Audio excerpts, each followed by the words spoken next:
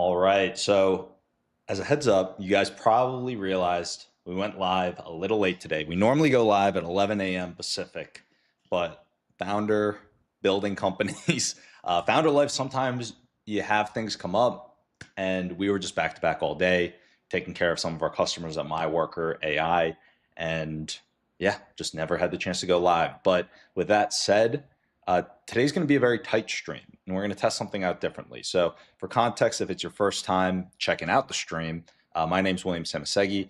I have been a tech founder for the past 10 years, and right now we're focused on building two companies live, okay? One of those companies is a company called My Worker AI, and one of them is a company called SaaS Mining. So one of them is focused on Bitcoin mining with renewable energy, SaaS Mining. The other one is My Worker AI. So if you're a founder or you're trying to build a business, it's AI sales software that's going to help you scale. So you might not have millions of dollars laying around to go hire a massive enterprise sales team, but we want to help you get your customers on calls. So My Worker AI. So now that you got the full context, what is it that we're doing today and what are we doing on this stream? So this is going to be the difference. We always start with the news. So when you tune in, you're getting the behind the scenes scoop. You're seeing the most important news of the day in tech. But you're also getting, what does ChatGPT 5 think about this? What does William think about this? What does a tech founder think about the news happening? So you get the behind the scenes look there. And then we normally just build live. So we'll see the behind the scenes on customer calls, probably learn a lot in terms of how you can scale a business, how you can, like, what is actually happening with AI and how can you use AI to grow. So those are all just general relevant things. We've taken customer calls, we've done recruitment, we've done interviews, we've done podcasts. But today's very different. So today we are going to have a tighter, shorter stream, and we're testing something new out, which is live questions in different areas. So we put together, and I haven't read these questions yet, but we put together a list of questions related to different domains that seem like they could be interesting. So things related to startups, Bitcoin, crypto. I just let AI said, okay, what do you think would be the most asked or interesting questions to ask? And I'm going to read them live, and those are going to be the segments today. So instead of the in the weeds building that we normally do, which if you join the stream in the futures, you'll be able to be a part of. Instead of that, we're going to be doing things a little different today. So I'm going to do my best to interact with the chat while going through the news and then going through the questions later on. And who knows how long these segments are going to take. We do have a hard stop at 2:15 because I got to be at the gym at 2:30 with my gym buddy. But outside of that, we got up until then. So with that, we're going to go into the news. I'm going to shoot off one quick text right before we get into the news, and we'll do it. All right. So what's going on here? OpenAI just launched ChatGPT Search. Google's moat is cracking. So initial thoughts, or actually before sharing my thoughts, let's see what actually happened here. So OpenAI rolled out ChatGPT Search to select users. So not everyone has it yet. It shows AI summaries at the top with inline citations, a direct competitor to Google search. Kind of sounds like Perplexity at first glance, but let's continue here. Actually, did we get access to it? That is something that we can just test right now. We're gonna open up a new chat and see if we can actually just test this live. So GPT search. Well, we have the search web search mode.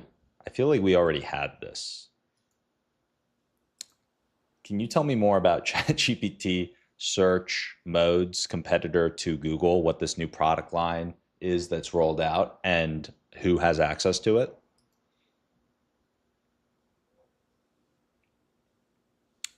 And we'll turn off thinking mode. We'll go auto, let it decide how it wants to answer. So it's searching the web.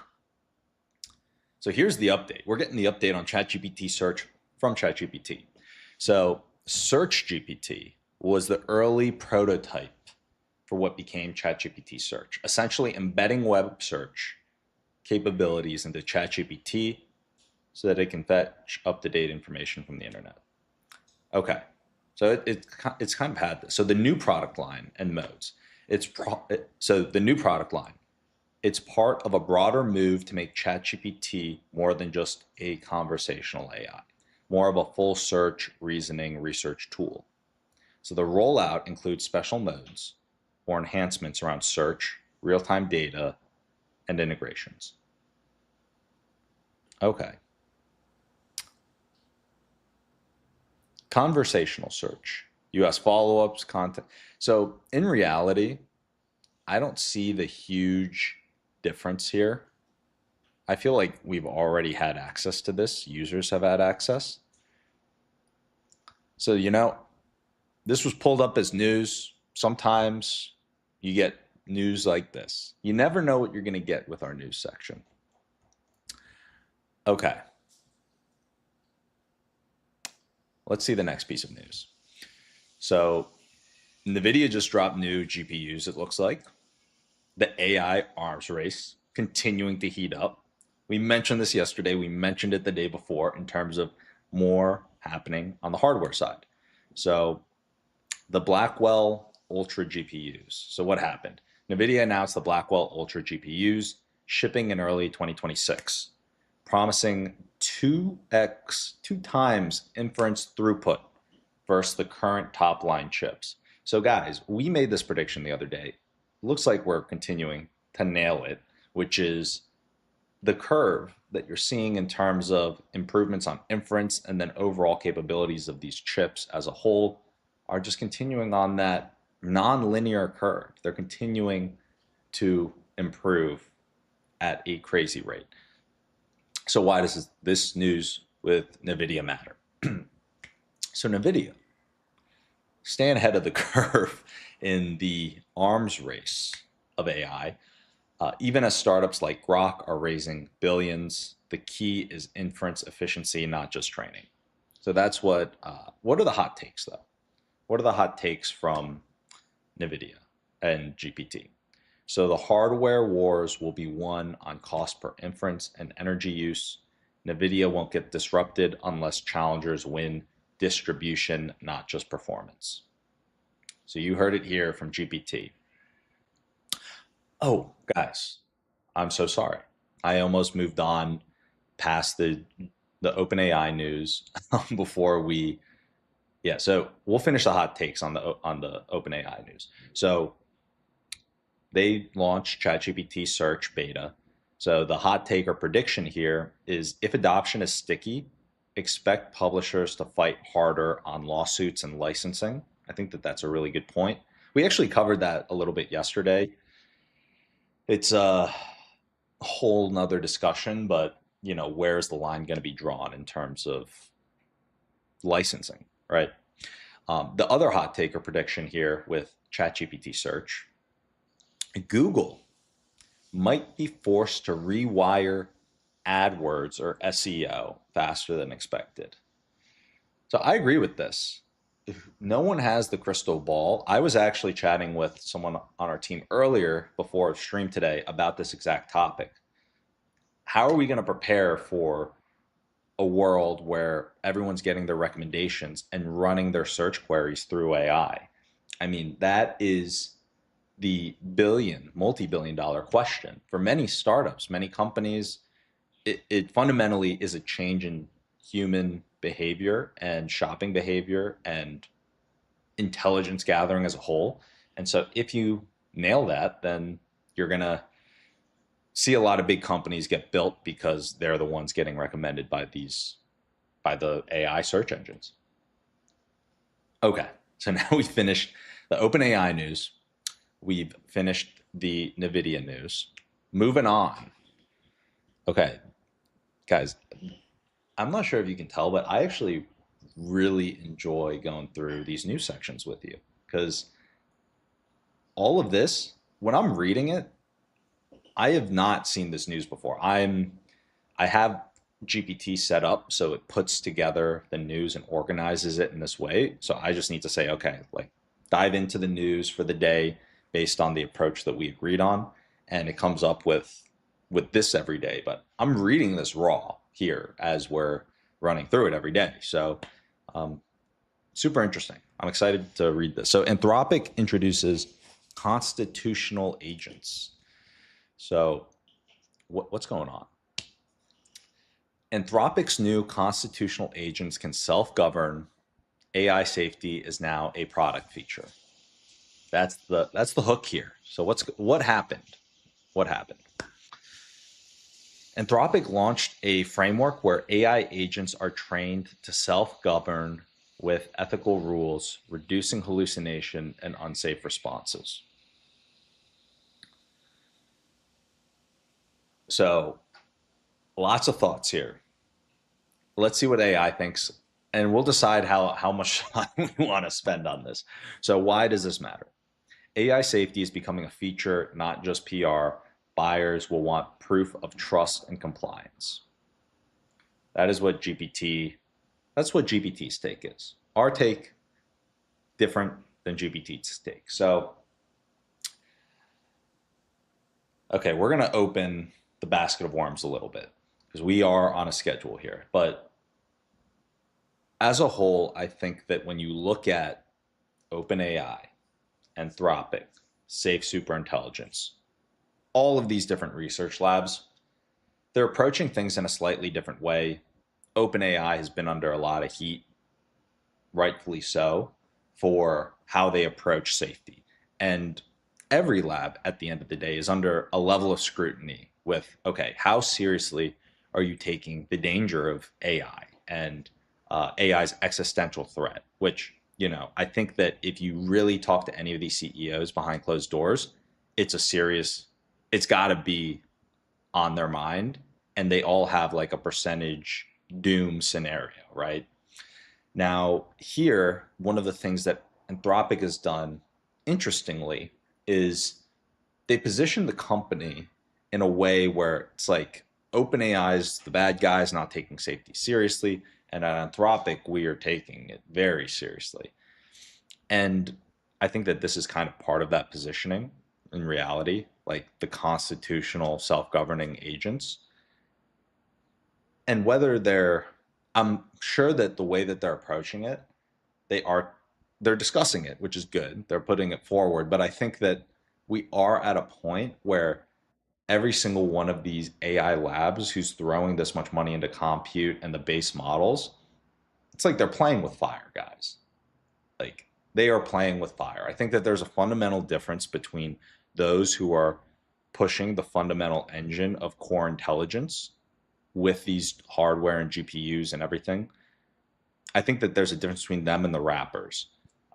That's a whole nother discussion. But here, my take on this is that, yes, I think it's good, obviously, to try and reduce the hallucinations, reduce unsafe responses, and keep things ethical, whatever they determine to be ethical in this situation. I'm not sure how that's broken down behind closed doors. But at the end of the day, I think that there's a big risk here, guys. There's a big risk with what is coming down the pipeline with all of the investment going into hardware and data centers.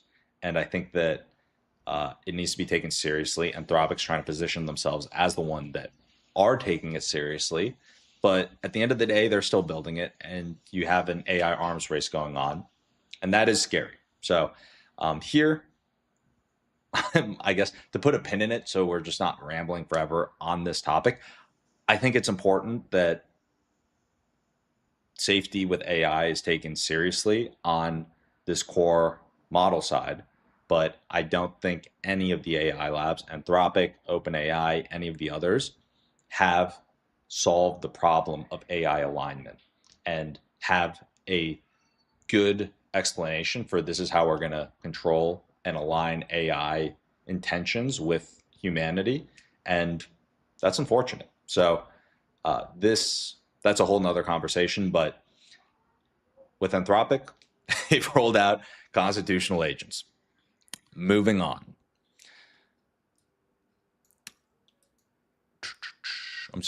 Actually, I've realized I didn't cover this piece. So we'll cover this piece real quick. So the prediction from AI, expect this to be a baseline requirement for enterprise adoption on the safety side, and then competing labs will rush to brand their own safety first frameworks. I agree with the second one and the first one, actually. I agree with both these points that it's going to become a bigger discussion, and the other labs, they're going to have their own approach to how they're branding the safety conversation. All right. Stripe. Stripe launches AI pricing API. This is going to be interesting. Very, very interesting. There was another company, or I'll read the news and then I'll explain this. So what's going on here? Stripe just launched an AI pricing engine. So SaaS monetization might never be the same. That is what they're claiming. So what's happened? Stripe introduced an AI-powered pricing API for SaaS companies. Lets you test, adjust, and optimize pricing dynamically. There's another product that launched this exact approach that was separate from Stripe that I was actually very interested in. Never rolled it out, but this is interesting. Maybe this will be useful for SaaS mining or my worker. Not my worker, or not SaaS mining, maybe more so my worker. I actually had a call with someone from Stripe the other day about a different thing related to Stripe.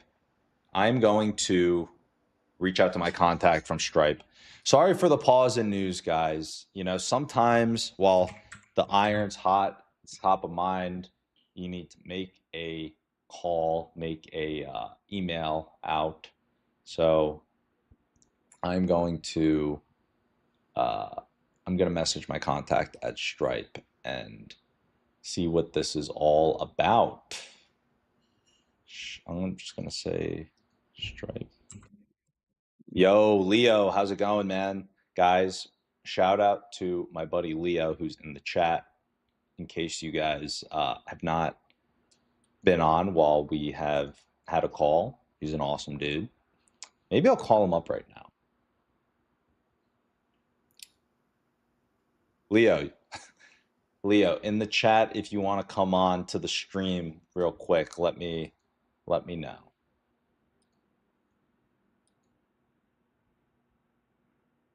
I'll call you on WhatsApp and we can bring you up.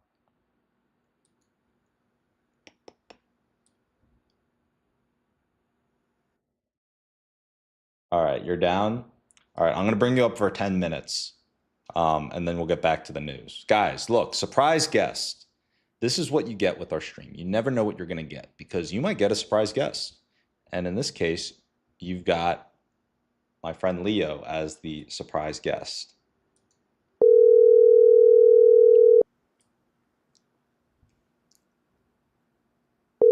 Calling two people, actually, so we'll see. Leo. So we'll see. Yo. How's it going? Oh, are you with Andres? No? How's it going? I thought I heard Andres in the back. Oh, look at this. It's a party. Yeah, finally. What's up, man? Andres, what? How did you? Well, I dialed our group. Oh, you did the group call. I see. I did a Yeah, group yeah, yeah. Leo, you need to hear my voice notes that I sent you. Sorry, I was outside. I just got home, literally. Yeah, no problem, man. So, guys, I am on stream right now, and I was like, you know, I'll just call you guys up, see what's up. Dude, I got on stream a little late today. I was Really? just What about to happened, finish man? the news, but this is actually interesting. I also thought it might be good to bring Leo up because the news that I just read and covered today, Stripe just launched AI pricing API. Okay. Yeah. So it's like What about it? dynamically adjust pricing. Oh, I That read. That Oh, existed man. before, though. No, there's a new development. They launched this today, I think. So, No, you like know what other that companies means, did that Andres? before. Oh, yeah. Do you know what that means, What does that Andres? mean? Tell me. Okay, so it got deployed at Target. What's that other grocery store? Bunch of grocery stores, and basically, it Oh, yeah, means I know about it. It tries to max out the price for you personalized, right? so one is personalized. in store. Yeah, in So they store. have digital pricing signs in store, and based when you get close to it, it will know your proximity. It will know how much you can spend, and then it can either Exactly. increase the price or decrease it for you Yeah, specifically. yeah, yeah. Yeah. Can you believe that? I know about it. That already existed online. This is That didn't crazy. exist in stores. That already existed on like most Yeah, online exactly. stores, Well, it though. used to be just online. Now it's in person.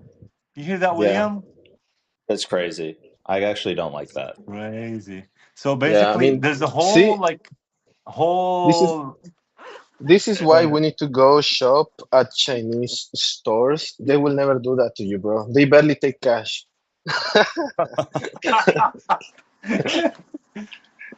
Oh my man, this god. is kind Dude, of crazy. And Andres, I've never seen someone love China as much as you do, dude. Bro, like it's the best place ever, bro. Like, have you seen the TikToks of the guy that hates Bakersfield, California? That's me, bro. Like hating the US. I'm like, bro, like look at this place in China, bro. hey, Unlike this watch place what in you fucking say. like Watch Bakersfield, what you California, say. You're bro. looking to move here. It's- Yeah, I So know.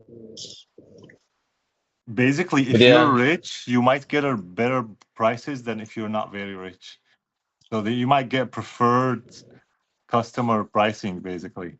nice. Yeah. So it's Beautiful. not like depends on how much you make.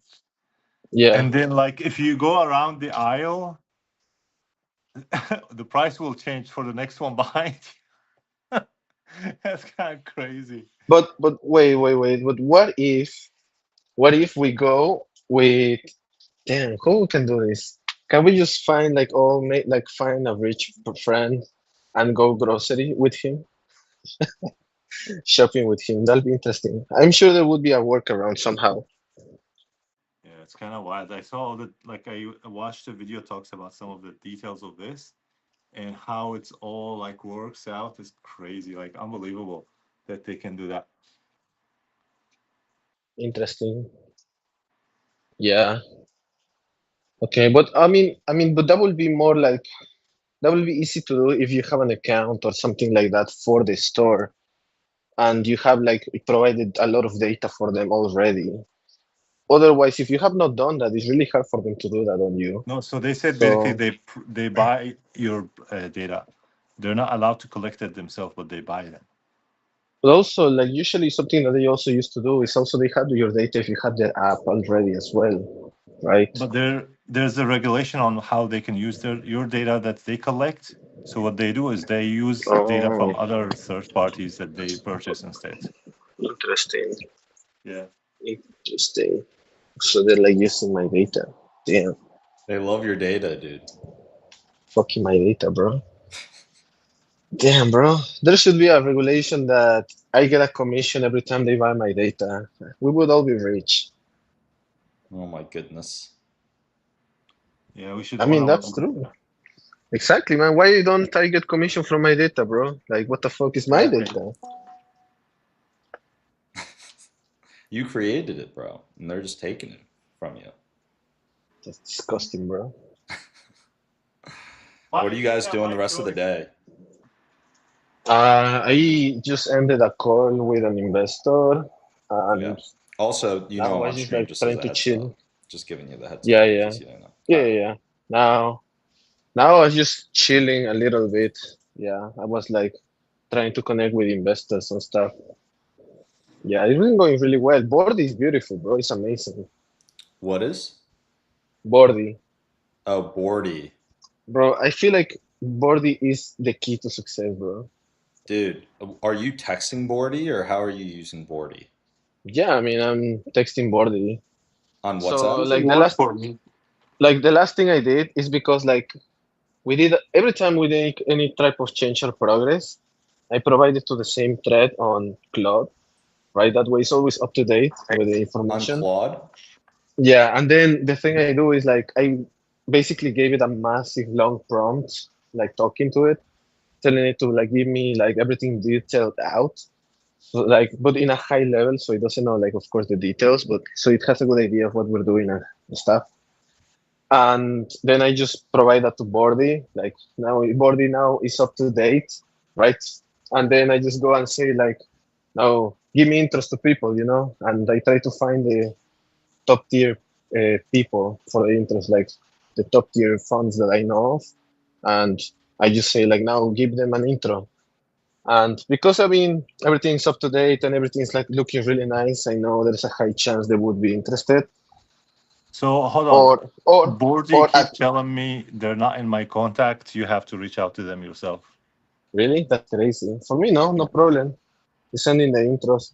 And then also, like at least even if they would not reply to it, at least they got it. So it's another channel, for them to hear about us and the startup, right? Yeah. So they will like somehow be on their mind. Dude, that's actually a really good point. I'm wondering, we should do like a Riverside call where you like show me the workflow, dude. It's very easy. Like you already know what's up to date with my work. I just give it a massive long prompt telling it everything that's been going on to like AI, whatever you use, so it's up to date with all the info and things you have done and achieved, etc.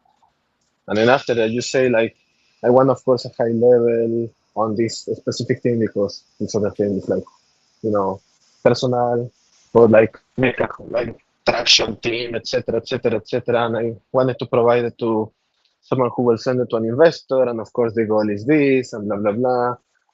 And then you just check everything that it posts out, and if everything seems like nice, just copy and paste that on Bordy, give it to him, and now Bordy knows as well. And then just go Mm. and try to get the intros, go like, now introduce me to people. Bordy, hook me up. Yeah, Yeah, that's actually a really good idea. yeah. So hey guys, quick Plus, advice. I want to ask you advice. This guy okay. is a podcaster. Okay, he has. Let me see. I'm just trying to see if he has on YouTube 392 subscribers, so very small account. And it says the account is 9 months old, has 1.4K total views. Is that worth going on a podcast with or not really? Wait, how many total views for it? Is this for the account or this is for the video? Sorry, for the account, let me see. I don't think you can find that for the accounts, can you? I think you can. He has 55 videos, and his videos goes between a couple of hundred to 1.4K. It depends on the video. Yeah, dude, you should go on the podcast. Let me send Dude, you I the mean, link. if you think about it, that's a lot of total people. Like just think about how many people 1.4K is. Check out the link. I put it in the chat. Every time Okay, his let me see. yeah.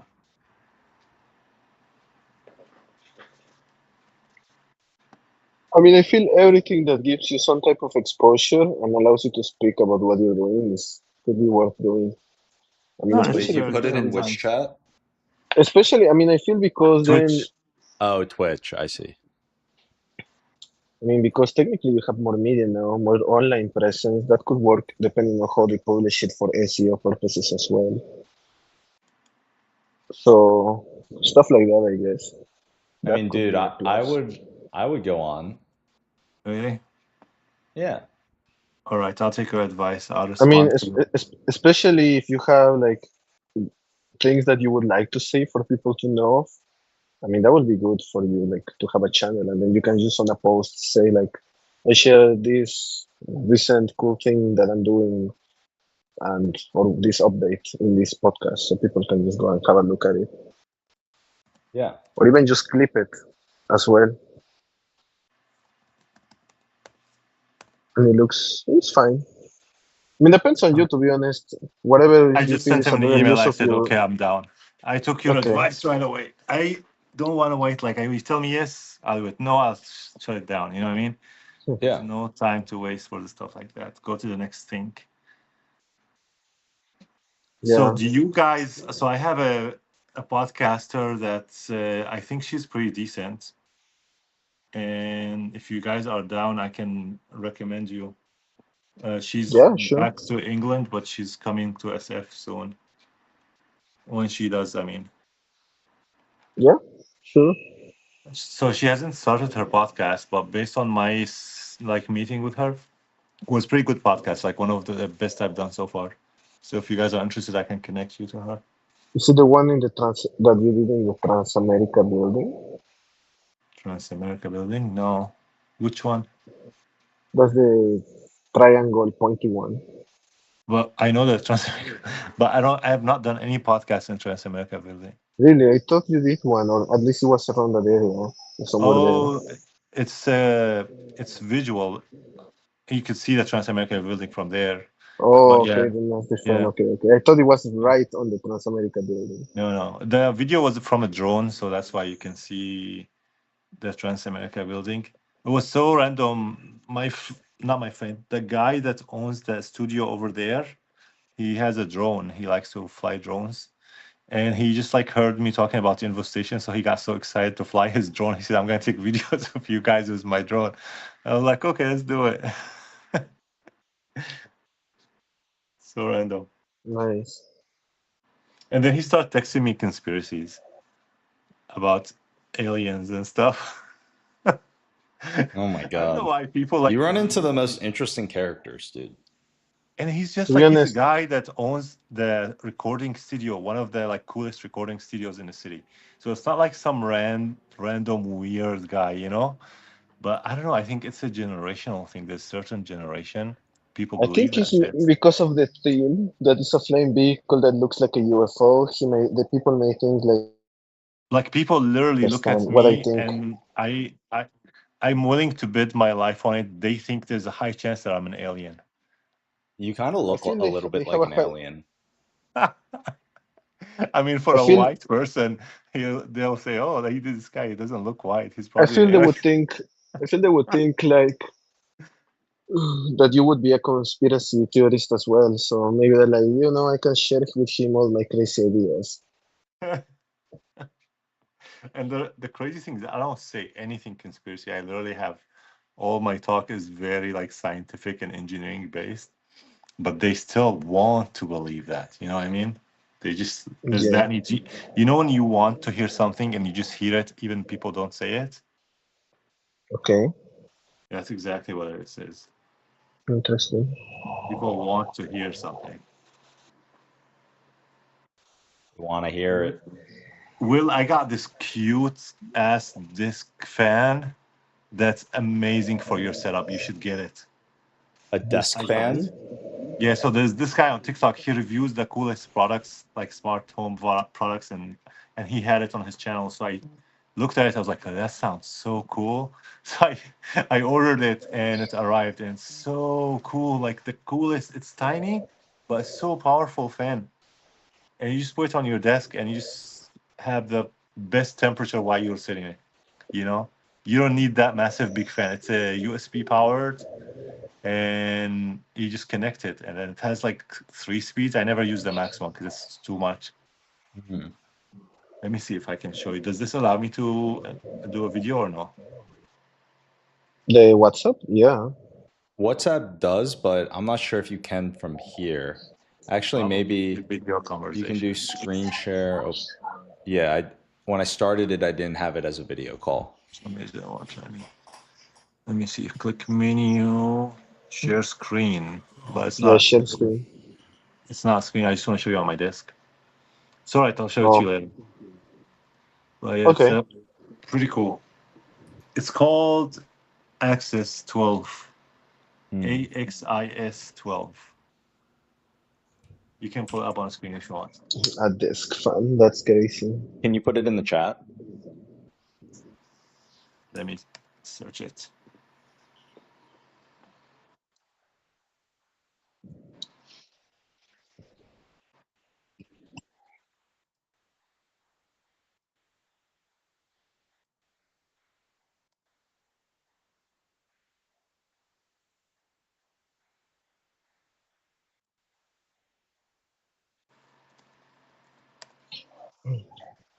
Damn. That's crazy. You saw it? X XAI raised $10 billion at a 200 billion valuation. XAI's valuation is higher than Anthropic's. That's crazy. I posted this in the chat.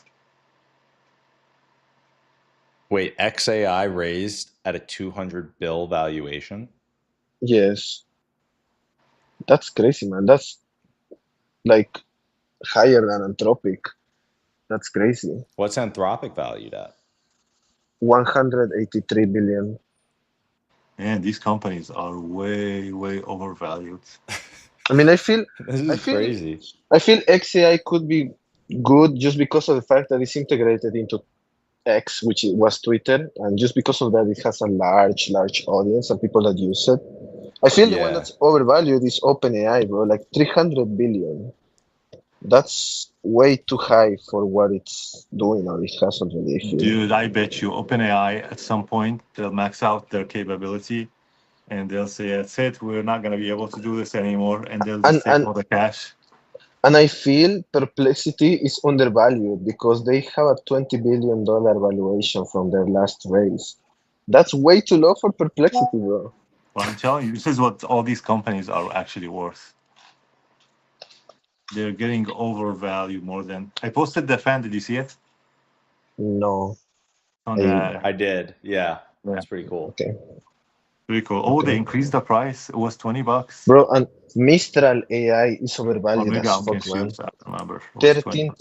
13.7 billion, man. What does Mistral even do again? I forgot. It's similar, like it's an open source AI model that's very popular, I guess, in some ways. It's not as good or powerful, but it's starting to grow a lot, even though it's European, though it's French. I feel Llama is better by Meta, but of course they haven't raised money because it's by Meta, so I guess that's why it's not on the picture, right? Mm-hmm. Yeah. But yeah, if Damn. we talk open source, I feel Llama is like maybe the best, or if not one of those top ones. Oh man, I went to the website of that company and I clicked on fans. They have like larger options of the same fans. Bro, that's So going crazy cool. for the fans, bro. Hey, I only care about fans, only fans. That's crazy. Dude, Andres, I really want to see you in these glasses. Really? These meta Man, glasses. if you saw him, they look so cool on him. Unbelievable. feel- You see I the feel that- glasses? I've never seen Andres so cool. He's like the coolest. Wait, guy. Andres, can you take a selfie right Bro, now and send it in our WhatsApp group? I've always been cool, bro. What do you mean? You were Dude. like 10x cooler with the glasses. No I need to see you in the glasses. Yeah. Wait, let me After see. he bought them, Will, I thought maybe I should buy like multiple colors if it makes you look that cool. But could be Andres, you know. No way. Crazy. Andre, send a photo. Send a photo right now. I need to see I this. literally want to buy now multiple colors because of that. Oh damn! I can't start. What do you call? I mean, if you think about it, Will, like Ray-Ban glasses is about $250. And how much you paid for this one, the smart one? I mean, in Canadian dollars, like 700 with taxes. But I don't know how much is that in US. Maybe 500. I don't know. Talking about Canadian dollars. I don't know, bro. I don't know in US dollars. In real dollars. So how much is it in real dollars? I have no clue, bro. Yeah, how many in real dollars? I have no clue, man. Let me check. I'll try to do a number. It's gonna look Maybe online. like $534 US. Why is it more expensive than the website? Because it has tariffs and taxes. Are you serious? I mean, yeah. Remember Return the that shit tariffs. and just buy it here. Remember the tariffs and the taxes and stuff. Yeah. Well, it's your fault you're buying it from a fake country. Come buy it from here. Shut up, man. This country, in an interesting way, is way better than the US, to be honest. Sure. So yeah, I think it's worth it in a way. Sure it is. Bro, people who say that they've never lived here, bro. Quality of I life, went top to notch. Toronto. No, bro. You were not even in Toronto. You were in Brampton, bro. That's like Bakersfield. I went for Literally, one that's day our in Brampton. Bakersfield. Like Brampton Yes, is I like went our one day to Bakersfield, bro. Brampton. One day. That's crazy. And I spent It's like 12 days in Toronto. it's like And it's like if I went and I stayed in Bakersfield and then I was like, bro, California sucks and the US sucks, Yeah, it's bro. 1 day. I stayed 11 days in Toronto, and man, it's like for me, Toronto is like going to Tennessee, downtown Tennessee, Tennessee. I mean, I don't downtown know. I never been to Pennsylvania. Tennessee. Yeah, that's pretty I don't much know, what to it be is. honest, about those places. But it's way better, bro. Like, you can go on a walk at night downtown anywhere. You'll be fine.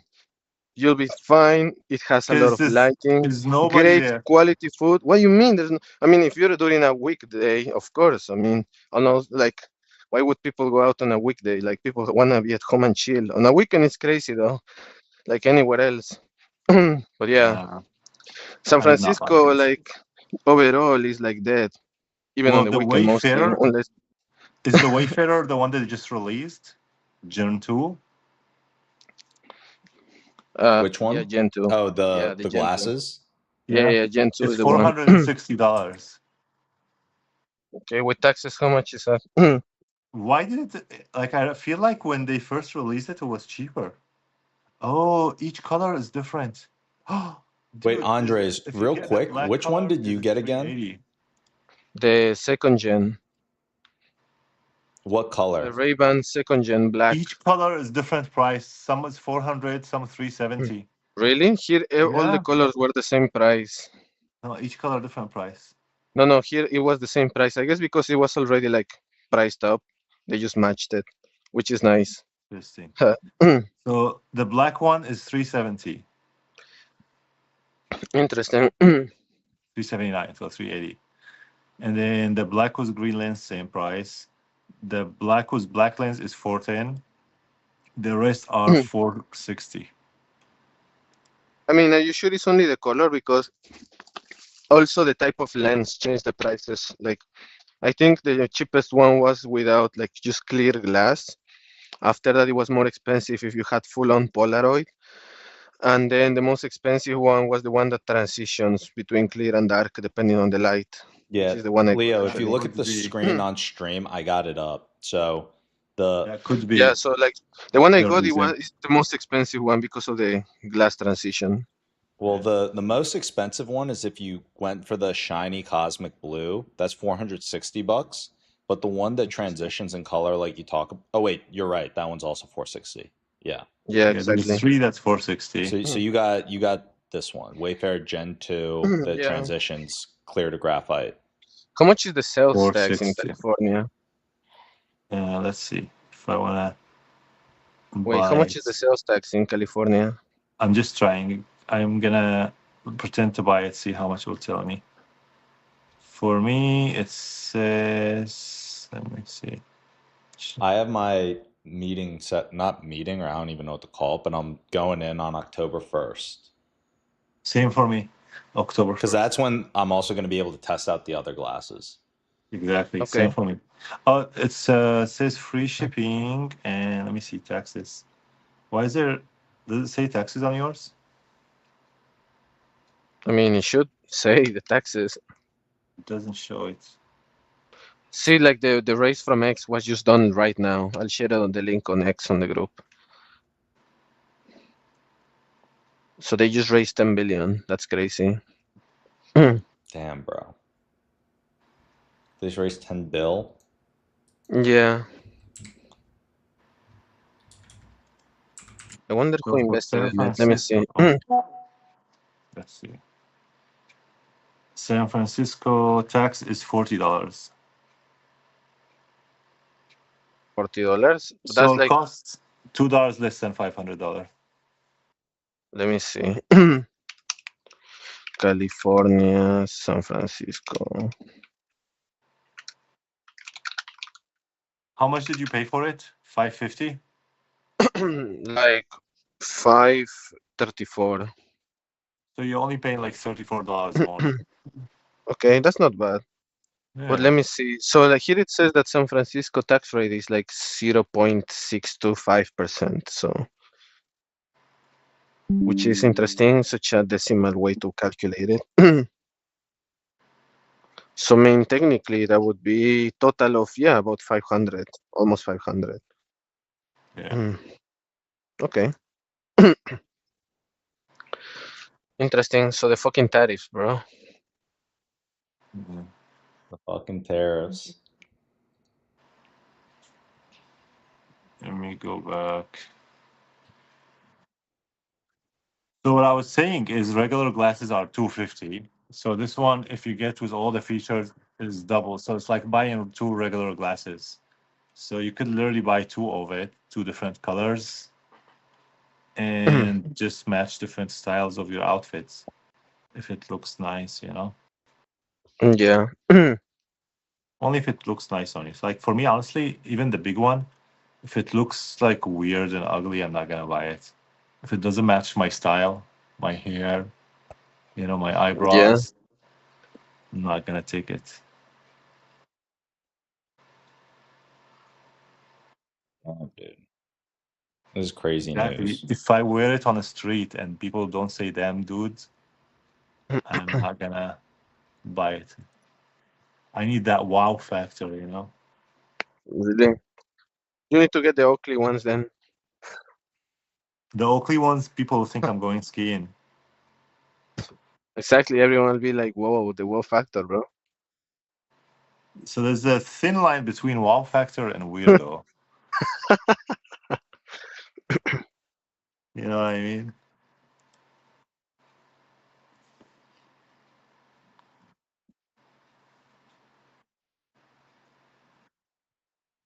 I'll pay Wondering it if I for should. my yeah. I'm wondering if I should finish the stream. I'm like kind of in the mood to go and hit a workout. Dang. Go and get a lift in. What are you guys doing tonight? Good I don't question. know, man.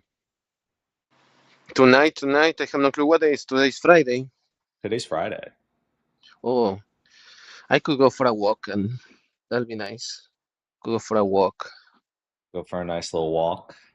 Yeah, walk through downtown. Since it'll be the weekend, people will go out and it'll be kind of crazy. So it'll be fun just to go for a walk around. Plus, with my glasses, I could record all the crazy shit. That'll be nice, actually. That's fun. Yeah. Oh, dude, the glasses are. Yeah, Yeah, yeah, the that'll be glasses are nice. pretty Yeah, sick. that'll give me some videos. Nice. I actually went to the Golden Gate Park. I just got from there. And it was so cool, man. I was like, this is perfect for recording content. I found Yeah. a park that has chess pieces as a structure of like poles. I'll send you a Hmm, video of it. okay. Also, I just got who invested in XAI's round. Cool. So Parkway Venture Capital, Brookfield Corporation, Macquarie Group, LG Technology Ventures, Salesforce, T-Mobile Ventures, Qualcomm Ventures, Nvidia, Intel Capital. Bro, Damn. Intel Capital, Intel doesn't even have money themselves, bro. What are they doing? Align Ventures, The Samarak revenue comes Global, from and investing in others. other companies. Bro, like they just grabbed the money that the US government gave them by buying 10% of the company and they just gave it to XAI right now. That's crazy. And this whole thing about their partnership with Nvidia is Nvidia trying to pick him up so they don't die. Exactly. Literally. Dude, that's crazy. Oh, what's this video, Leo? Watch it. This is the chess pieces that I told you about in the park. I thought it'd be nice to record it with glasses. It'll be so cool to hang out there and like actually make content. Yeah. Interesting.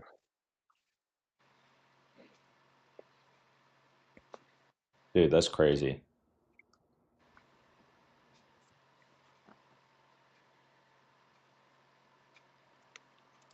Dude, we should go and raise $1 billion. Yeah, I mean that sounds very easy, man. Yeah. Dude, why don't we just do that? I know, I right? can't find someone that Yeah. has that Dude, money. why didn't we think to do that? I thought That's about it. I crazy, couldn't man. That's figure such out a the good best idea. way We to should do it. actually just go and raise $1 billion. Yeah, right. Then we just put it on. We just invest it, and we're set for life, bro. It's so easy. You just go on PowerPoint and change your valuation. Dude, let's go to Gamma AI and crank out a deck for $1 billion.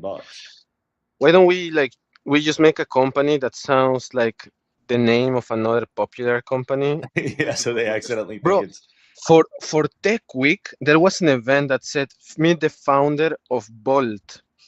Now, if people know about Bolt, it's like the company that's killing Uber outside of the US because like they're yeah, way Bolt's better big. rate sharing. So I was like, bro, I want to go to that event. So I registered and everything, and I got accepted. I was happy. I read the fucking event, and it was called, the company's called Bolt.new. And it has nothing to do with that, bro. And I'm like, bro, fuck this company, bro. That's such clickbait. Such clickbait, bro. No way. That's disgusting, man. Oh, that's just funny. Bro, like, people just need to do that and they go raise money and the investor will just fall for it, bro. That's crazy. Yeah. Well, it is what it is, dude. It's Yeah. the game they play. By the way, that's crazy, William. I've seen like the logo of size mining in many businesses in San Francisco, bro. You need to trademark that. You think so? Sure. Bro, yeah. I've seen it in motels, I think in a regular tech store business. You Like, think so? and I'm like, bro, like, is this size mining? What's happening, bro? Oh my god. All right, I'm making a fucking post on this news.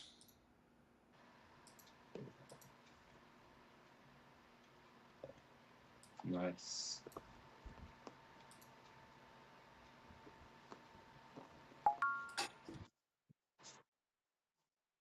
Andres, I have a crazy idea. Yeah. You know those HoloLens glasses? Yeah. If I modify them, take that bulky stuff that has it wraps around your head and just like make it like a glasses. Okay, it will look exactly like a cool glasses. Okay. And then you can wear it because it takes videos too. Interesting. You know, It actually does. should we buy the Chinese ones? No, Chinese ones could be good. I'm not gonna buy all of the different models that are out. Do you know there's off brands that are not Meta that make these glasses? There's few companies in the US Yeah. and they have different features and AR and all kinds of stuff. Interesting. Yeah, I once went through the rabbit hole of exploring all the companies, and there's so many. It shocked me how many there is.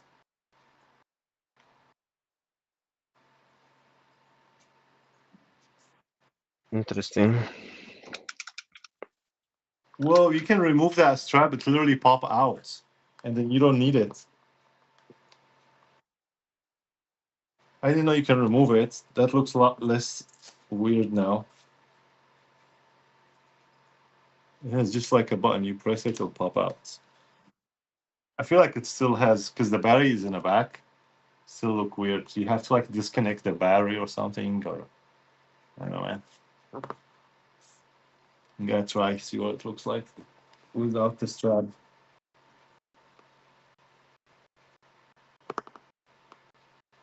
I need a mirror.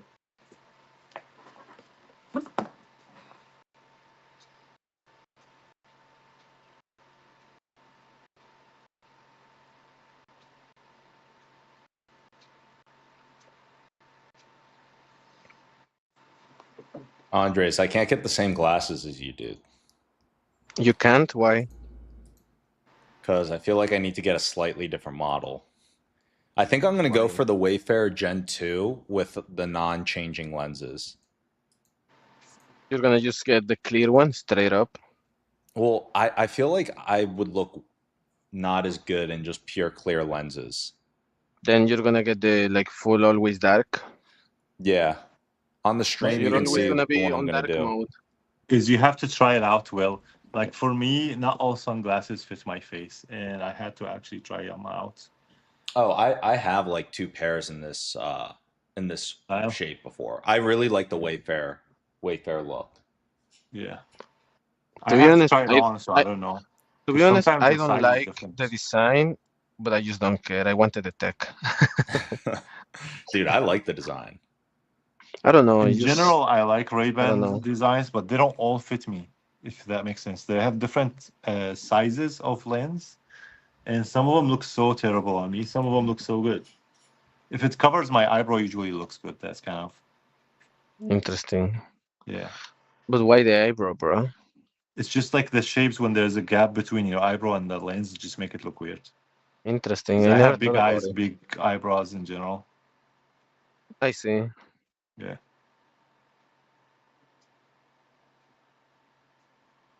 That's why I'm also curious about the other one because when they were wearing it, it looked so bulky, right? It looked more bulkier than the other, right? The Wayfair. And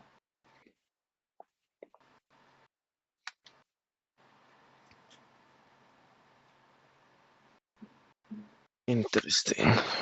Damn. but yeah, this one's gonna cost probably. I wonder how much it cost with starting at $800. Why is it starting at $800? Is there different prices? What? I don't know. Let me see. And you still can't buy them. So when we do that demo, does that mean we Damn. can buy them or no? Yeah, you can buy them in the demo itself. Yeah. Hmm. Interesting. So here it says that Oracle is in talks with Meta on a $20 billion AI cloud deal. Interesting. Interesting. They're both are same type of company, so they'll work it out. Larry Ellison, bro, like he's doing crazy moves suddenly.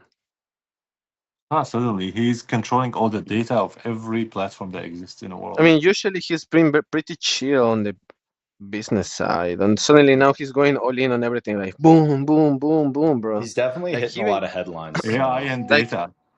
What runs he is AI? Data. So he's literally running everything. so like he even like increased Oracle share so high that he became richer than Elon right now. Yeah. He's richer than Elon right now. Yeah, he Yeah, just became richer. yeah.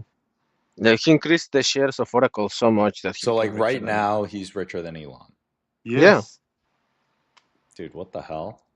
I know. I It's mean that crazy. man is a genius to be honest because he controls like 60% of Oracle.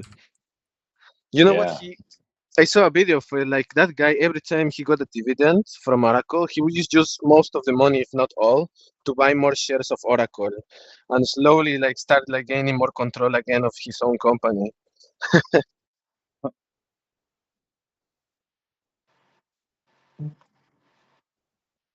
Dude, that's crazy. Larry Ellison, huh? Do you know he used to work for the CIA? Didn't he start Oracle when he was working Yeah. at the government or something? Yeah. He was CIA. Damn. Nice. So like basically, damn, bro, these people, man, they cannot leave my data alone, bro.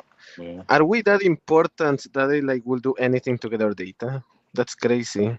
It's about money. Your data means they can make you shop stuff and then they make money. So if they can take your money, Bro, see, this is it's why important. I want to grow my own plants and stuff, bro. I'm not gonna buy shit from them. I'm gonna get a fucking chicken or a duck, and then I have free like nutrients for my plants, and then I have an unlimited, cycle. Get rabbits. Rabbits multiply so quick you'll never run out of meat. Damn, that's smart, man. They just Smart. reproduce all the time.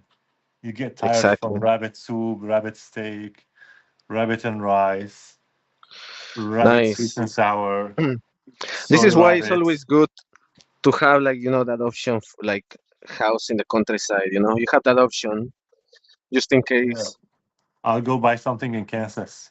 I'll buy in whole lands in Kansas. Kansas. Damn. Now I will In just the go back middle of home, man. nowhere.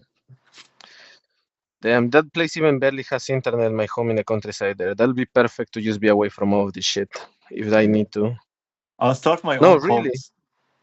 No, to be honest, that's all sometimes really nice. Like sometimes you feel like you need a break from everything. Those type of places are amazing.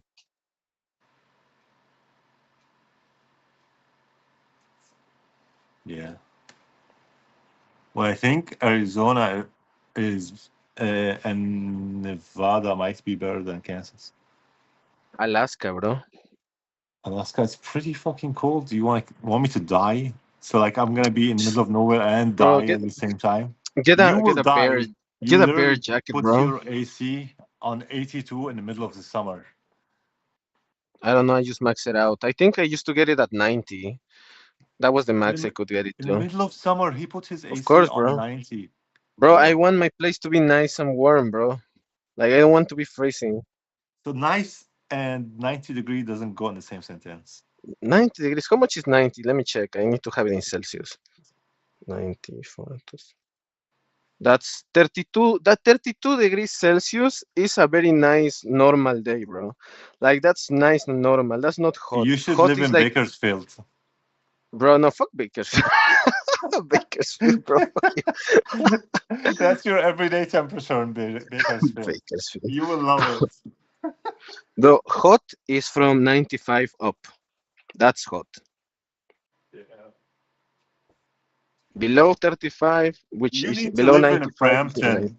Brampton, that's what the temperature is. No, bro. Too many people from certain places in the world, bro.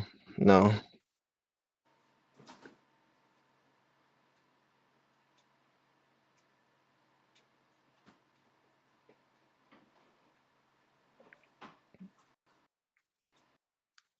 No way, bro.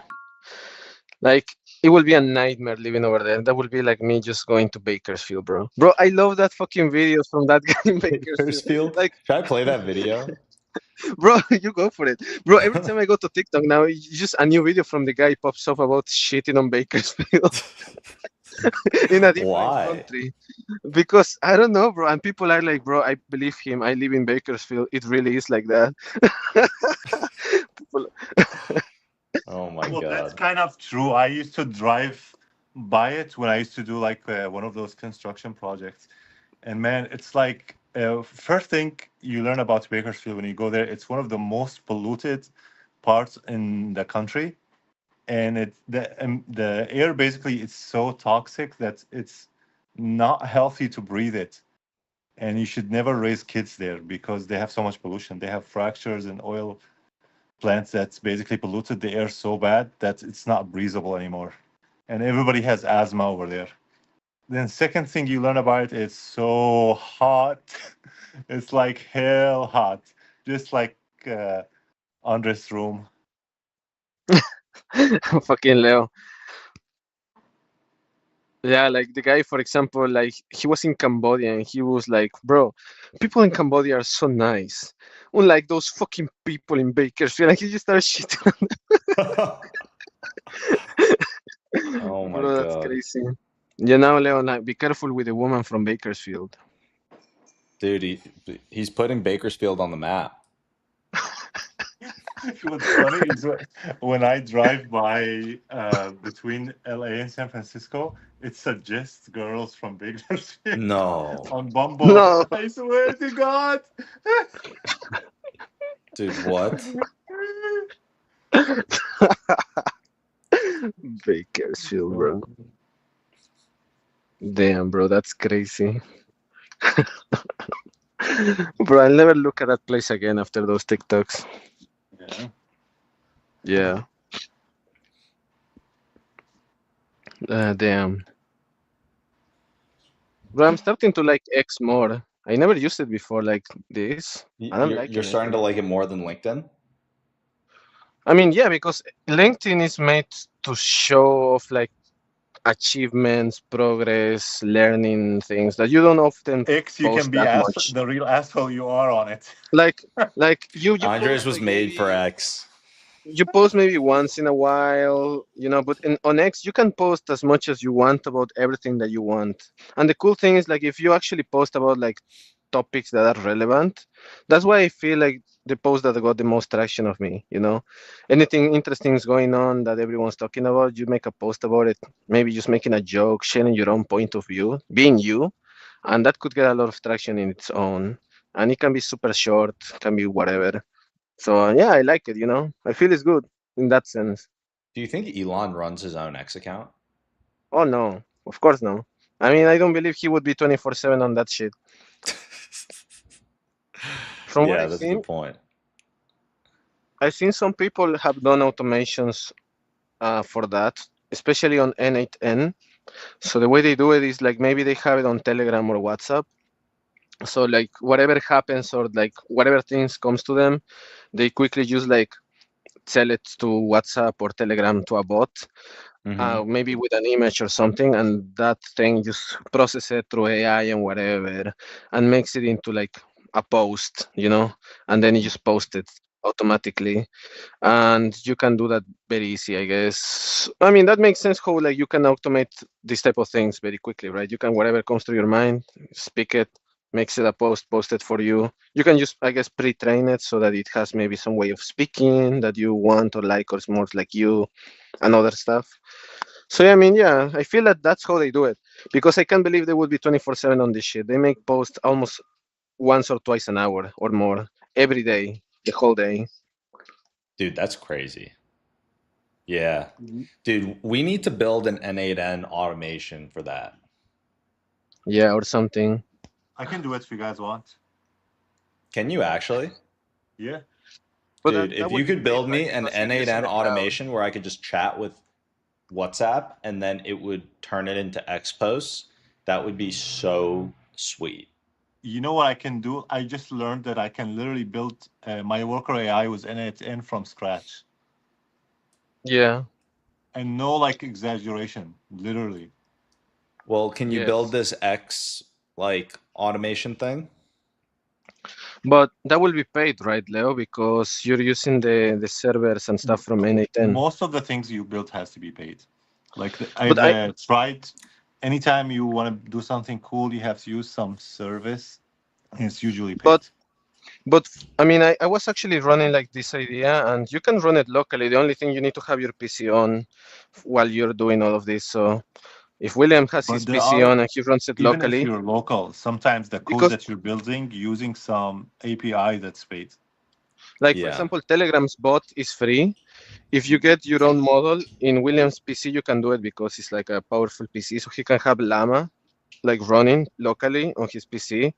Then you can run like N8N locally with Docker on his PC as well. So basically, you can make the whole workflow free theoretically. That's what I was like looking into. Uh, so that's what I was like thinking of doing, but I was like, nah, that'll take time. That's why I didn't do it. But after I researched it, I feel you could build it for free as long as you don't like use so much that it actually pushes you to try to have a paid version of the APIs, for at Like least for if there's Telegram API. limits, usage limits, you could build a lot of free things. But in most cases, if you want to actually practically use it, you're gonna exceed those limits, right? Yeah. I mean, yeah. I mean, you'll just have to see what are the limits, and if it makes sense, then you can just do it for free, I Are you guess. guys talking just for our personal use? Yeah, I was thinking for Yeah, I'm personal just use or talking for for personal accounts. use. Oh, I Yeah. see. So I think that's why, like, we can make something that could work for free overall, or very close to free. Mm. Yeah. Oh, by the way, Andres, how long your glasses are lasting on charge? So I've been using them a lot to listen to music, videos, and calling people and stuff. So they've been lasting me a few hours a day. I don't know how many, and then I have to charge them. But I generally when I use them, I use them heavily. Like right now, I'm using them for the call. Before this, I was using them for another call. Before that, I was like listening to music while I was doing work or watching videos and stuff. So I feel they're pretty good. I mean, if they had even longer battery life, that would be even better. That way I could, I guess, use them through, like using them a lot, the whole day or most of it. But I feel actually something I was thinking, if the batteries are like this with something like this, that tends to be like really good on battery wise compared to the other ones. I feel the Mhm. one with the display will be shitty because if you actually use it like this heavy, the battery will die very quickly, right? You maybe have 1 hour or two of like heavy use and then it will die. Mm. Mm. Yeah, so like for me, I was honestly thinking of it this way. I'm gonna use it when I get out only. and I'm gonna treat it like sunglasses. Otherwise, it's just not practical.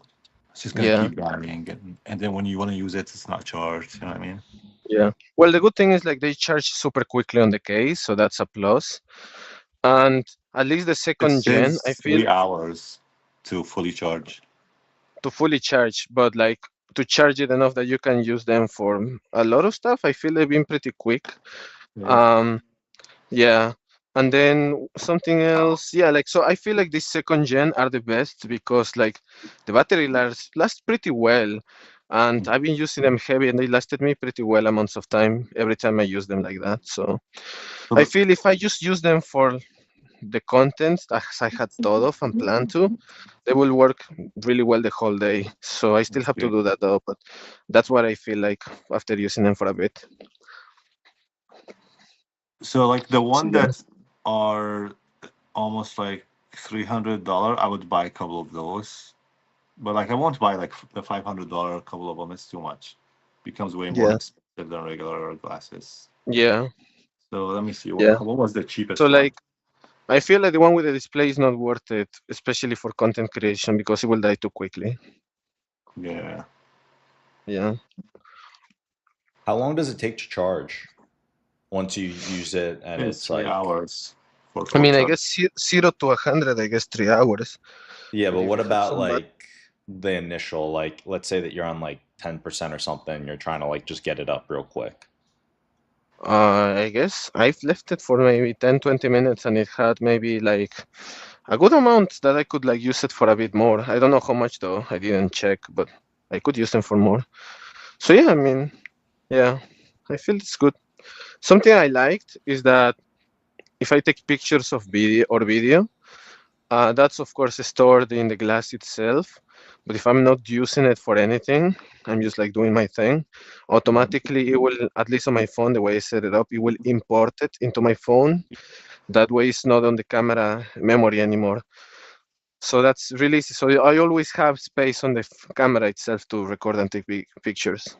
So it looks like Ray-Ban has three models: Headliner, Skyler, and Wayfarer.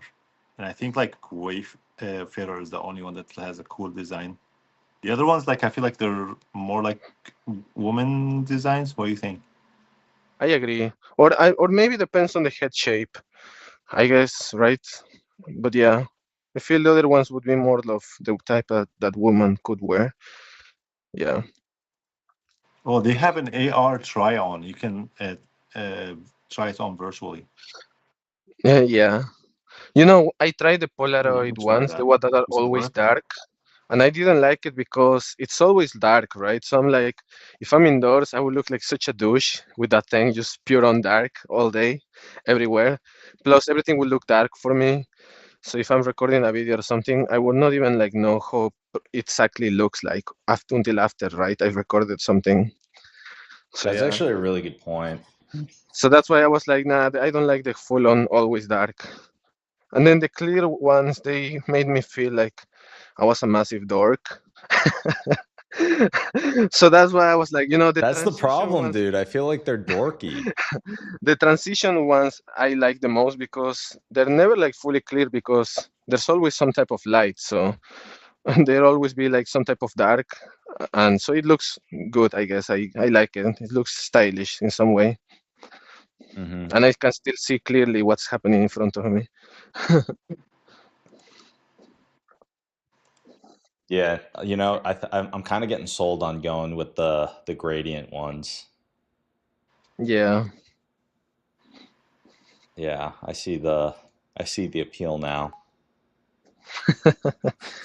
I guess they know that. That's why they made it the most expensive as well. Yeah, honestly. Damn.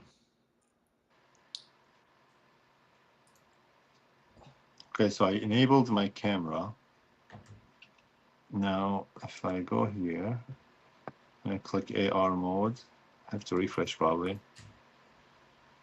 I had to go through the browser setting to allow, let me try, allow camera access to get started.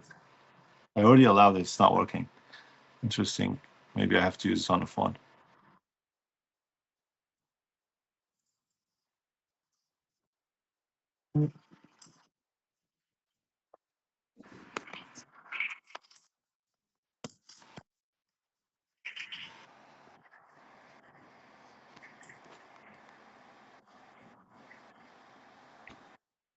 By the way, there's a new partner that was hired at A16C. I think his name is Jason Cui, and he's focusing on infrastructure and AI. So if you guys wanna try to like connect with him, it will be nice because most likely he doesn't have a portfolio built yet. So it'll be good to connect. Oh, you sent me those guys that has fund that just started. I need to probably apply.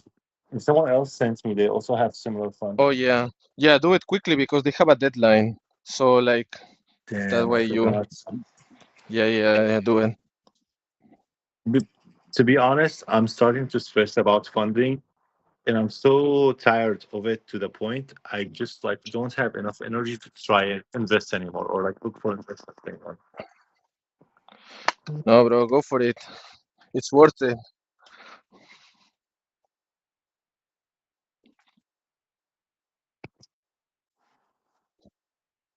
Investing is a whole pain in the ass, but everyone says that the first like raise from a VC is the hardest one. After that, it gets a bit smoother. So just have to Yeah, power through it.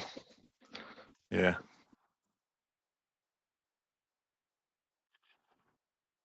Yeah, I honestly, this is the part that I hate about business. I love the hustle and everything has to do with it, except fundraising.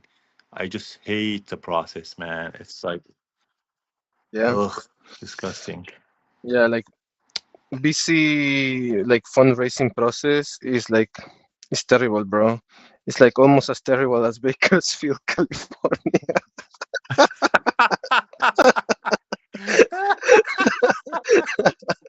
Now you're becoming the Bakersfield guy. Yeah, bro, that's such a meme, bro. Oh, yeah. I'm trying the Meta glasses with AR. This is so fucking cool. But it looks so Nice. terrible on me.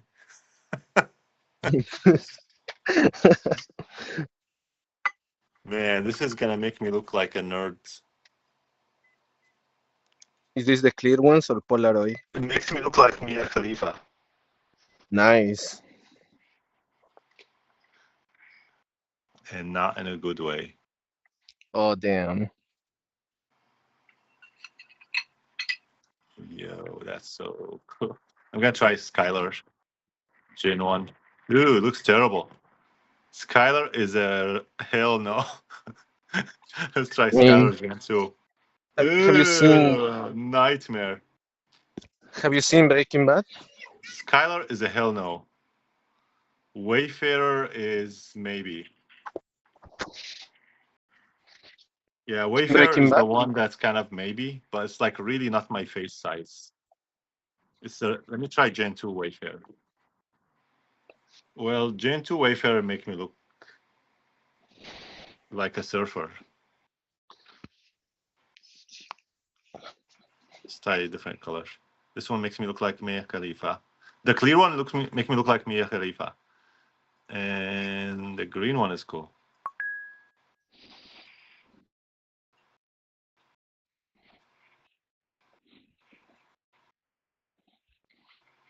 Oh, I like it. Nice. Bro, I hope the VC see that meme from Bakersfield and they see my video of me saying all of this. So they change the way they invest. We need to get to them somehow. Dude, let's do it. You should start tagging them. You can make a post on LinkedIn. Is VC funding process the same as Bakersfield, California? Dude, they'd love In a that. way, I feel that would go viral.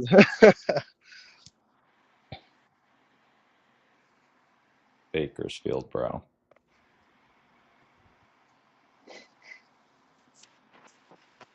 All right. Oh, it allows you to share. I sent you the photo. It allows you to share it with friends. Let's see. The one with the green lenses is the coolest one. That you share me the glasses. You're trying to Oh, sell them really? to me again? Wait. Yeah. I'll send you the Mia Khalifa one and then the green.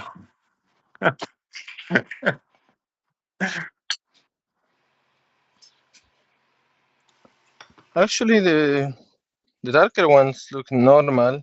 Yeah, no, like the clear ones suck ass, bro. Yeah, I Yeah, know. 100%. It's terrible. You know what? Let me try. When you turn on virtual reality, it allows you to choose the model quickly. You pick which model you want. Let me try the Oakley. Well, the Oakley is so colorful, you can't even figure out. Let me do. Oh, actually, that's not what I'm trying to do. Exit. Oh, fucking Meta.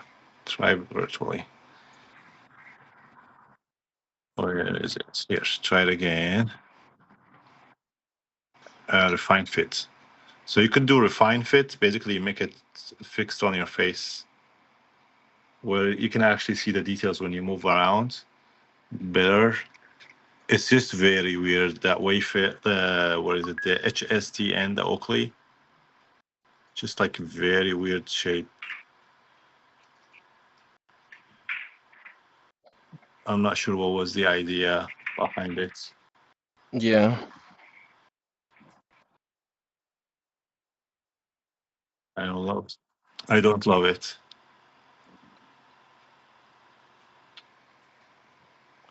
Yeah, nope. Let's try the sporty one. The Vanguard. Ooh, the Vanguard looks so nice on me. What, that's the new, like, sports one? Yeah. I told you, bro, it's cool as fuck.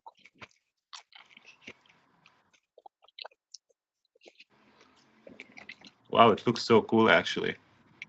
In reality, like, would you wear that in regular events and stuff? Yes, because that Really? will make me very memorable. That was my plan. People will always remember me for the guy with the glasses. Wait, Bro, you which have one to are be you smart looking? with this. The Meta, the Vanguard? Yeah. Like, It's actually cool. you need to be memorable, bro. Love If your people voice don't eating. forget about you, you're doing amazing. Andres, I love your voice eating. Thank you, bro. I'm eating a pizza. Honestly, Andres, I kind of see your point. If you rock these crazy glasses, people will be like, "What the hell?" I actually Obsessively, might buy people will that. come and be like, bro, I love your glasses, bro. Like, you look so cool, etc. And people will remember you for next time. That's actually a good point. Dude, I might buy That that. is a consideration. The problem, they get released at the end of October. That's why I didn't buy them. Oh no, really? Bro, That sucks. That sucks ass. Your chewing is so magnified. I feel like I'm hearing the horse eating.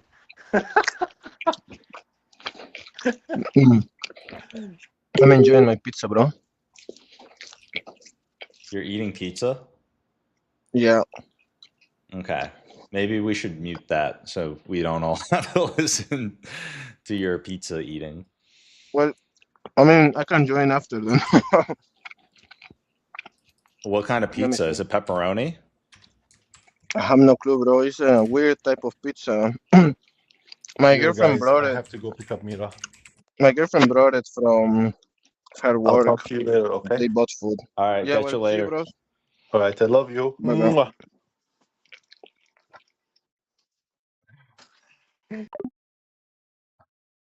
All right. So, Chess Al, how's it going? All right. So, the stream kind of took a turn. We ended up chatting with some of my friends who are building some cool companies. And I was, as you could probably see, they probably couldn't tell, but I was knocking out a lot of work. We were sending out a lot of, basically a lot of messages to potential CTO applicants. So, with the remaining time we have, we had a slight change in plans that actually is going to give us a little bit more time. So for the workout, my workout buddy, we pushed the time back. So we actually had a little bit of extra time. So we're going to finish out the news here. Final piece of news. And then we will go to answering some questions and then we'll call it. So, guys, Bitcoin ETFs hit record inflows. All right. I mean, the title is pretty much the hook. Crypto's back on the spotlight, guys. Bitcoin ETF hit record inflows.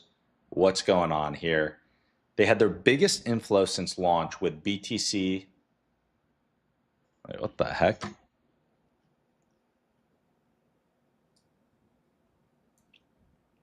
This news seems off.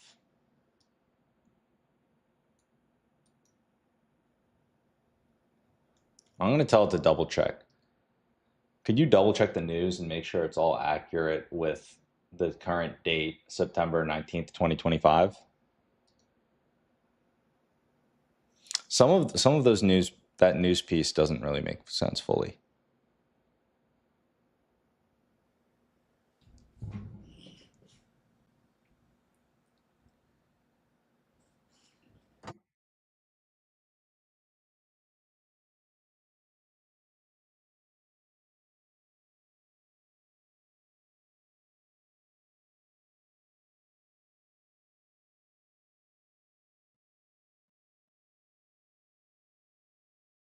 All right, we're double checking all this news.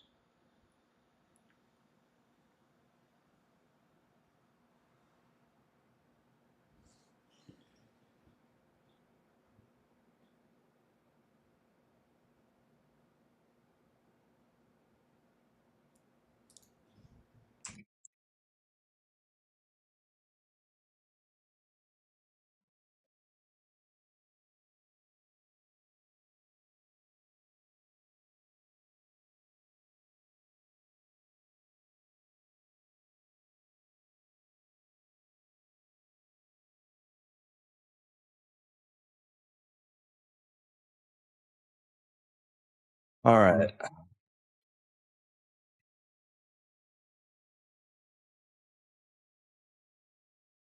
All right. Well, we just removed some of the news pieces. All right, guys, this is a great learning moment. And this is one of the joys of building in public. Sometimes you make mistakes. And we made a mistake here by not double checking and verifying the news items from today. So you might have heard some news that wasn't directly from current today news. That's fine. Okay. So what we're doing here is, let's see.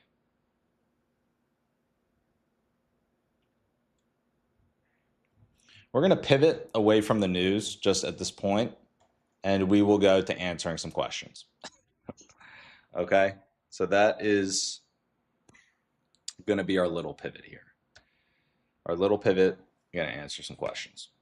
So, all right. What's the number one mistake founders make when hiring? It's a great question. Well, and also with all of these questions, everyone's got their own opinion. I'm going to say some shit. Some of it's going to be right. Hopefully, a lot of it's going to be right. Some of it's going to be wrong. So take anything I say with that in mind. When you're building a business, when you're building a company, there are no hard or fast rules. Everything changes. Everything's changing very quickly. And everything requires a different type of approach to problem solve. So with that said, hiring, I'm just going to tell you some stories that kind of painted my picture. No hard blanket rule. So I've made some very great hiring decisions in the past. I've made some very big hiring decisions in the past. Some of my great hires, if we want to take a high level look, are the guy who's now running SaaS mining, my last company.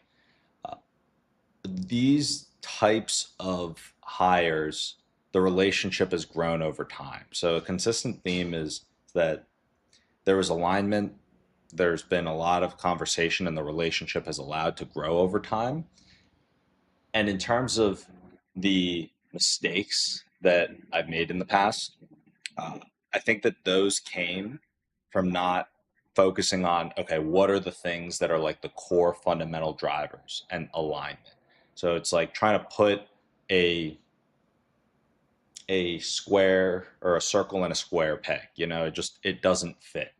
And I think that the biggest key that I'm trying to take moving forward from all the hiring I've done in the past is trying to really understand the goals and motivations of the person who's coming in, and if those long-term motivations are a fit for what we are able to offer. So, an example, does the person actually enjoy the work that they're going into? Have they shown a track record or a history of being passionate about it? Uh, or are they just doing it for a quick paycheck and they have something else that they're interested in actually doing? And you can screen for something like this just by chatting with them and asking questions, kind of digging in, figuring out, okay, well, what has led them to what they're doing today and what are they hoping to do in the future? And of course, you're going to have people painting a picture or colors, but being able to dive into core motivations and just genuinely being curious, I think helps with that. In terms of actually assessing performance, that's another big question. How do you know if someone's an A player, a B player, a C player? Well, in terms of that type of assessment, of course, reference checks, things like that help a lot, but also that genuine curiosity of what they've done in the past. Asking what their journey's been and then just double clicking, triple clicking into things. So an A player versus a B player versus C player. A C player, B player maybe can go 1, 2, 3 layers deep, but the A player is the one that can go many layers deep, can communicate what they did effectively. And what does effective communication look like? It's them being able to speak to the metrics, the outcomes, and what they were hired to do. So, all right, I was hired to do this. This is what we did. This is the outcomes that we were hoping to hit, and this is how we hit those outcomes, or we didn't hit those outcomes. And they can answer any question related if you double click into any of those areas. Say that someone, I'll just give a simple example, was like hired to edit videos. It's like a very simple one. Someone was hired to edit videos and achieve some types of goals. In that type of a situation, it's like, okay, they know exactly what they're hired to do, what their KPIs were, and they know the problems and the hardships that they ran into. They can tell the story of, when we first started, when you dig in and you ask, okay, well, how did you go about solving this problem? How did you go to achieve that? They'll say, well, with the YouTube algorithm, for example, at this previous role, we were stuck at this. We were stuck at this retention rate. We were trying to figure out how are we going to improve the retention so people watch the videos longer. Like they can dig into any type of metric and they could say, okay, well, with this old approach, we were seeing, drop off within the first 10 seconds. We couldn't even get to a 10% retention by the time you hit 30-second mark. Then we tried clipping it faster. And then we tried to these other things. And we implemented these things that we learned from these other channels. And we realized that with this new format of clipping 3 times as fast and adding in these types of edits, then all of a sudden the retention rate started to climb, and then the views got better, and then the subscribers got better. They can lay out that whole path. So I dove into depth on this one example. All of that to say, with any type of role, whatever you're hiring for, being able to double click, triple click into areas and see, okay, does the clarity of thought remain? Does the problem solving remain? And will they be a good problem solver and be able to actually organize their thoughts in a plan and manage it for whatever you're trying to do? Not sure if that explanation made sense. I know I rambled quite a bit there, but that's the type of approach that, in terms of hiring or figuring out how do we do something, if you can begin to assess. So you're always going to make mistakes, and you're always, especially given a fast hiring process, not going to be able to pick the perfect person always, but there are different signs and signals that you can look for, and you can do your best to screen for competence. All right. Next question. Next, yeah, we'll keep it rolling. I was like, should we keep going? Should we not keep going? We'll keep it rolling. All right. Should early startups prioritize speed or stability when building the product? So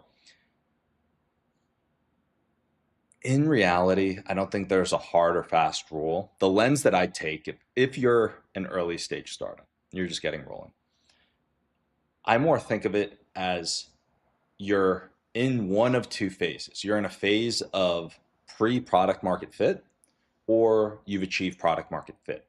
And I think that depending on the stage of the startup you're in, you've got very different goals. If you're pre-product market fit, then every single resource, dollar, piece of energy that you have at that moment should be to get product market fit. So the speed and scalability standpoint, I actually think that's the wrong lens, because the question was, should you prioritize speed or stability when building the product? I think that all priority should just be to getting product market fit as quickly as possible and as cheaply as possible. And to do that, you're running different hypotheses and little tests, different experiments. And each of those experiments are going to test your understanding of your target customer, of your industry, of the willingness to pay, everything related to product market fit as quickly as possible.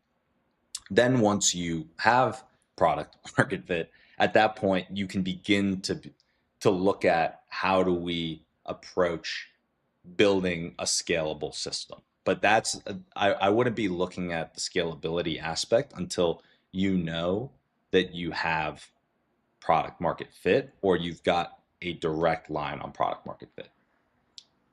So I guess we slightly changed up the question there, but I think that speed to product market fit is most important. And then once you have that nailed, then you can begin to scale. Also, I feel like a lot of these things maybe are common knowledge. Maybe they're not. Who knows? But you see it time and time again you'll have a startup founder and they might raise a bunch of money and they'll have a plan to be able to get the business rolling. So they're like, oh, I'm going to go hire this and the only reason why I bring this up is because I've made this mistake. I've made this mistake before. Going to go and hire this person and like this other stuff's going to line up. And because of that, like we want to make sure that we're ready to go on the sales side and X, Y, and Z. And then before you know it, you're burning money at a time because you're assuming product market fit, or you're assuming something's going to work, but you're not necessarily getting pulled by the market. And you realize that you burn way more money than you need to on these other things that aren't necessarily coming at the right time. There's like an order of operation to things. And until you know that you've got that you're on the right track and you've got a scalable model and customers that want to pay, and you've got product market fit, you've got the pull, you can't keep up with the demand, then you scale once you hit that. But until that, it's like you need to get to the product market fit. If I had $1 for every time I said product market fit there, we'd be on our way to getting some funding here. Lots of, I said that a lot. But anyway, next question, guys. We're going to keep this rolling. We're rapid firing. What's the fastest way to validate if a startup idea is fundable? This is actually a good question. I'd be curious to hear what many VCs would say. I'll give you what I would look at. And the way I look at it is, it's like, would I fund it? But it's like, would I invest my time into something? Like, is it fundable? Is it worth investing time into?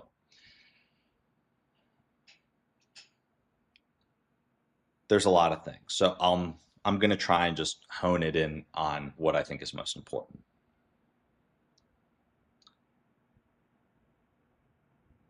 One I would look at is founder market fit. And whether you're an investor, investors look at that as very important. But as a founder, if I'm going to go and build something, is it something that I believe I can do successfully? Which sounds kind of crazy. But you want to make sure that there is a level of differentiation. It's like, I'll give you an example in the past. At one point, this was back in college, I learned about hydroponics and aquaponics, and I really liked the concept of it. It's like, what? Well, because you have a more efficient way to grow. You can locate these centers by the populations that need what you're growing. And so it reduces transportation costs. There seem to be efficiencies there. And you can produce certain crops year round. And it just seemed like there was a good opportunity and a functional business model underneath some of these new technologies and things within aquaponics and hydroponics. But after looking into it, one of the big things that really got me to say, there's probably a better place is I recognize that coming like as a college kid, I might understand this stuff, but I didn't have that little additional edge, if that makes sense. I had whereas in tech, I had a I had an edge in tech. I saw an opportunity when I got into Bitcoin and crypto. It's like this is a new industry. Everyone's learning it from scratch. I can go and I can become an expert very quickly because everyone's starting from ground zero. And granted, yes, maybe I could have pursued that aquaponics, hydroponics route, but it didn't get me as interested, and I didn't have uh, that ability to really differentiate from like a founder side. And so I think founder market fit's important for fundability, or if you're going to really want to go and work on something. What else? Outside of founder market fit, I think that actually understanding the business model and the idea and your differentiation is important. So I know I just threw out a lot of things, but at the core, just really being genuinely honest about, is this something that you can build a differentiated, sustainable business around? Which is kind of broad, but is there really a market there? Like, are there enough customers out there that are going to be willing to pay for your thing? And do you have some type of unique insight or advantage or uh, thing that makes you different, or way that you're going to approach it differently that other people are not doing, or not going to see for a period of time, that you can build and actually accomplish this? And so with, I'll give you an example with SaaS mining, right? Bitcoin mining as a service at the end of the day. Do Bitcoin mining with renewable energy, but we have a very differentiated approach because it's a unique software product. It allows anyone around the world to go and begin mining Bitcoin. There's a technical moat there. You've got to understand the mining pools. You've got to understand the energy side. You got to understand the Bitcoin mining side. You got to understand how to build software, and you've got to have all these connections across all parts of the ecosystem in order to begin building that product. Simultaneously, Bitcoin, like just like how Coinbase made it easy to buy Bitcoin, it's a huge, great value prop. And I saw firsthand that you had a ton of people globally that would love to start mining Bitcoin or acquiring Bitcoin below the market rate through the Bitcoin mining process, but that couldn't access it because of, like, you don't have a PhD in power, you don't have all the connections for the hardware, you don't have the ability to run all these things.